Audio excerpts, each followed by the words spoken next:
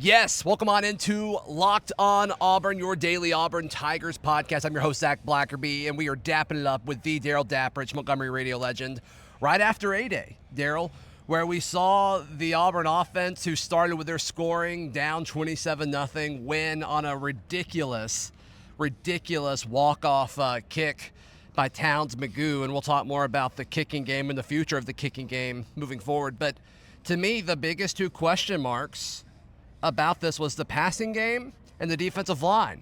And I felt better about both of those now than I did going into A-Day. Yeah, the passing game put up some nice yards, between the 20s moving down the field. They struggled getting in the red zone, but a lot of times that's running backs, right? You get inside the 10 and the 5, your offensive line's got to get you push and get you in the end zone. As far as throwing the ball downfield, there were some nice deep balls that were hit. Mm-hmm. There were some nice checkdowns that were hit. Receivers seemed to be getting open. I really liked the passing game as a whole as far as the route running, the separation, and some of the big plays that were hit downfield. Now, once Auburn got inside the 10, it did bog down. Yeah. But again, that's a big responsibility of the running game to get you into the end zone once you get inside the 10. Yeah, and the running game didn't really ever get going today, and I want to talk about the defensive line in a second. Let's stay camped out with the wide receivers for a moment. I mean, several different guys kind of had moments where it's like, oh, okay, where Camden Brown kind of had some really solid plays in the first half, and talking to him, he was one of the receivers that were made available to media afterwards. Him just gushing. He sat down. He's like, first off, before we do anything, how about Cam Coleman? And then I specifically asked him, like, hey, you're a leader. These younger guys are calling you a leader. And he just gushes about Bryce Kane, and he can't wait for Perry to get here and Malcolm. So I just think the leadership that he's shown all spring, paired with what he put on the tape today, I think is really, really good. Robert Lewis had a few moments where he would catch something, change direction, and would be like, wow, that's going to be a problem for people to bring down.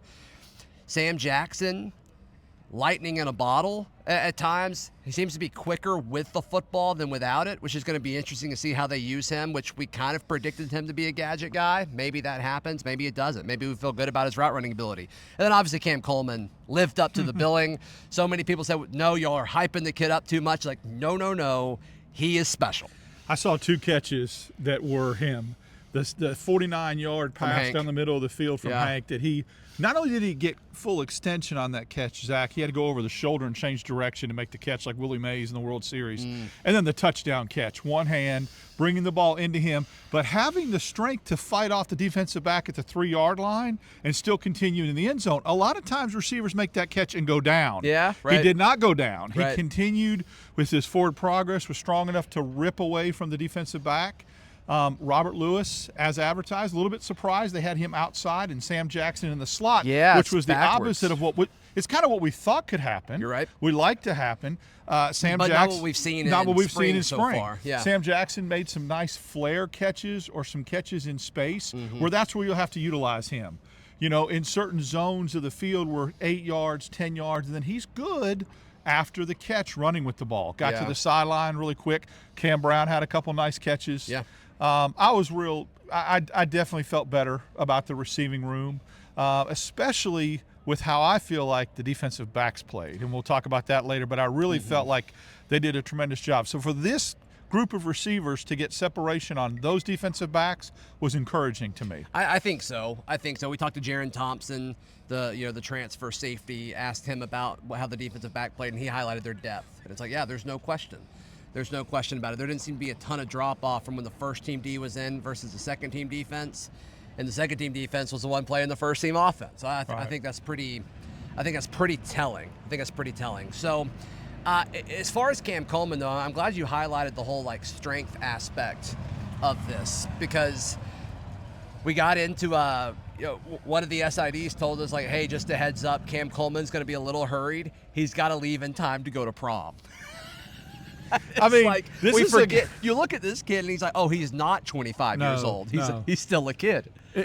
Body control, awareness, things that you cannot teach. It's special. But again, Hugh Freeze made a great point in his post-game press conference. He says one of the most impressive plays to him was a catch that Cam Coleman didn't make. that he almost reached over the defender and pinned the ball against his back. Felt like it should have been called pass interference. Right. That is another attribute or aspect of this that people don't understand how many drag flags he will draw as well to get Auburn extend drives. Remember, for so many years, so many elite receivers that Auburn played against, we'd go, you got them stopped on third down, they draw the flag, extends the drive. Auburn will get some of that, I think, in the future. That's a good point.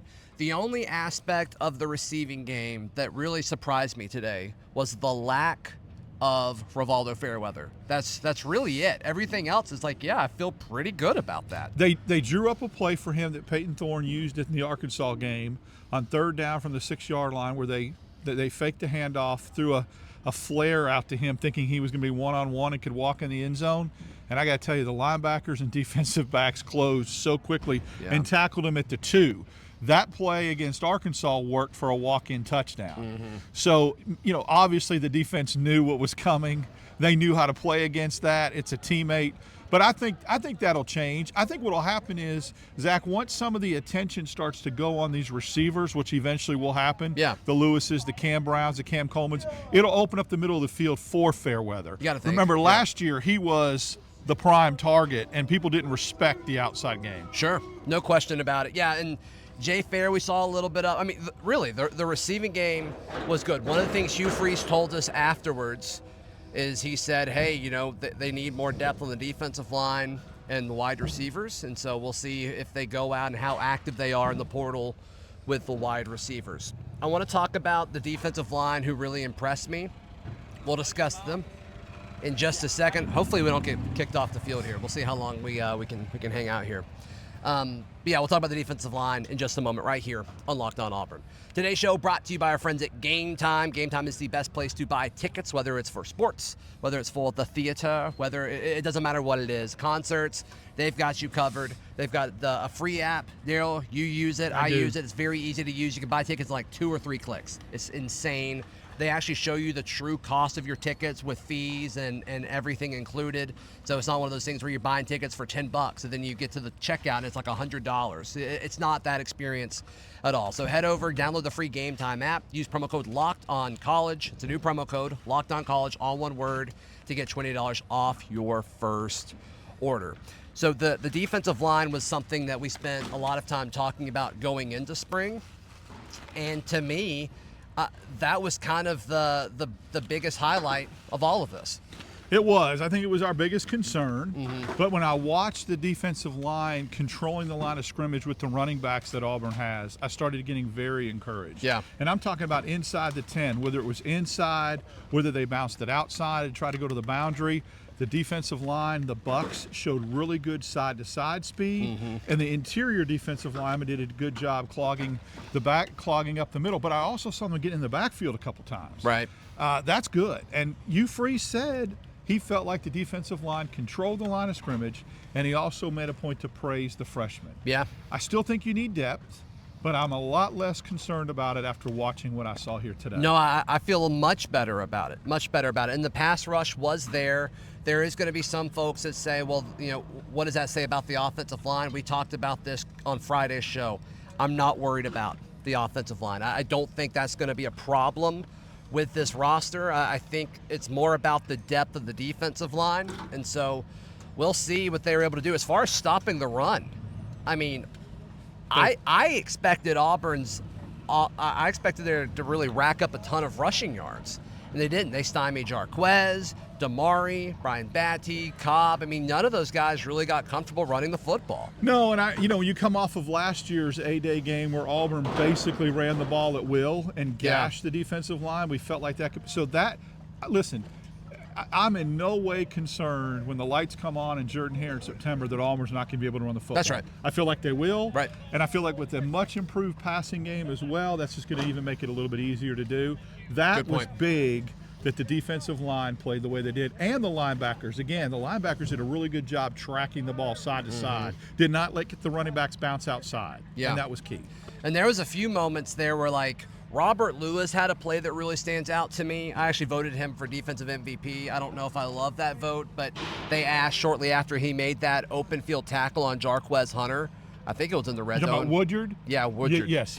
Yeah, Robert Woodyard. And to me, we've kind of speculated about how much weight he's lost, but the quickness is there. Like, he looks a gear faster than he did a year ago, and I love that. And he's one of those dudes that if you asked me 5 guys that could transfer that would make sense to enter the portal, like, he would be on there. He appears clearly in the 2 deep. So I wonder if he actually should be on there at this point. Yeah, no, I think that's a good point, and I love the fact that he's earning his playing time, and then we saw it on the field, that it wasn't a token that they gave him like, hey, we'll put him in the 2 deep so he doesn't transfer. No, I think it's legitimate. It's legitimate. Yeah. And a name I also heard a lot was DJ Barber. Okay. DJ Barber, number 33. I didn't really notice him today. He made 3 or 4 plays, okay. And then the PA announcer mentioned his name on some tackles where he filled the hole real well. I'll put it to you this way: Cobb had a run that was for 5 yards that would have went for 50. Okay. And Barber made a good job closing out on him and making an open field tackle that kept that from being 50. And he also closed on Hunter a couple times as well. So I was very impressed with him. And remember, we saw him in the 2 deep next to Woodyard in place of Mausi last Tuesday's practice. So linebacker, I think we still got a ways to go to kind of figure out what the pecking order is for that going into fall. I can't imagine they'll bring any guys in, but if a Woodyard or a Steiner were to leave, do they backfill that, or do they just say, hey, freshman, you've got a chance to step up now? It depends on what's out there. Yeah, if you got a guy that's a starter and you would want to come in and immediately contribute, you can't turn that down if you lose somebody. But I think that Woodyard is solid. I think he's solid in the 2 deep, and I'm very encouraged by him, because this is a guy that came into this team with some high expectations, and now looks like he's figuring it out. Yeah, good for him. And props to this coaching staff. And we've already talked about the level of impact DJ Durkin has had on linebackers. Yep. He's a Durkin's dude. He's a at Durkin's this point. dude. We'll see if he sticks around. I hope he does. The secondary, to me, too, looked very smothering. The corners just played so well. The constant battle between Cam Coleman and Jalen Crawford was must-watch TV. I can't wait to go back and rewatch that over and over and over again. And we saw them go head-to-head, and I think it was the Under Armour All-America game. Yeah. And they both had, plays and highlights over each other, and it's like, oh my goodness, they're going to battle every day in practice. You saw them battling out here on Saturday. That was great. It was, and I think Kalen Lee had a good day as well, closing on the ball. They just tackle so well. They get into space rather quickly, and I think that speaks to what you talked about. Sure. Auburn's defensive backs finally playing the ball. Yeah. You see what I'm saying? Like, coming even on a 10-yard hitch, they don't wait till the receiver catches the ball to make the tackle. They're trying to take the right route without going through for pass interference, and they're there when the ball arrives. And I think that's really big. Yeah. Jaron Thompson credited for a sack. I believe it was the last of the 3 sacks that were credited and handed out. I think that's just a testament of what DJ Durkin's defenses, that's a mouthful, DJ Durkin's defenses are going to do in the red zone. You never know where the pressure's going to come from, which is what worked so well with Ron Roberts' defense a year ago. I think we're going to see more of that, especially with the athleticism of these DBs. So I think the sky's the limit for that defensive back group. Still have questions about the depth of the defensive line, but I feel so much better about it. I feel better about the passing game too, but Hugh Freeze's note saying that they're not done adding receivers, or at least he didn't say that explicitly, but he did hint it, that they need more receivers. That was interesting to me. I think sometimes when you get different turnovers in coaches staffs, you wonder what kind of input and their thumbprints are going to be on it, fingerprints, right? Yeah. Derek Nix already has an impact with what I heard Peyton Thorne say about how comfortable he is with the terminology. Sure. Charles Kelly, the defensive backs, didn't skip a beat, losing 3 studs. I think his impact is noticeable. And then, as you mentioned, DJ Durkin with the linebackers. All 3, in my opinion, have already made their mark on this Auburn football team. Towns McGoo. Wow. Was it 7? 7 field goals. 7 field goals, including one that was the walk-off. 58-yard walk-off, and would have been good from 65. Is there any chance? I mean, we're talking about the incumbent Auburn kicker, McPherson, who didn't miss a kick at all last year. Didn't miss a kick, a field goal, a point after. He didn't miss anything. Yeah. And then the backup does that. And it's just, I don't know if there's something in the water up here at Auburn. Kicker you, man. Kicker you. I mean, it's amazing to have a backup crazy like that could probably kick so many other schools in the SEC. And I don't want to say that out loud because I want him on the roster for 4 years. Well, he knows it. I mean, Ole Miss thought they had him. And he knew when he came here who the incumbent was. So I don't know. I mean, there's got to be something to that, and maybe, he feels like there's going to be a path to playing time in a couple I'll years, take it. but my gosh, does that kid have a leg? It's accurate, it's strong. He jawed a little bit afterwards, talked a little smack. It's like, give all of that to me. Yeah. I love it. Darrell, how can people check out everything you've Follow got going me on X, DAP6410.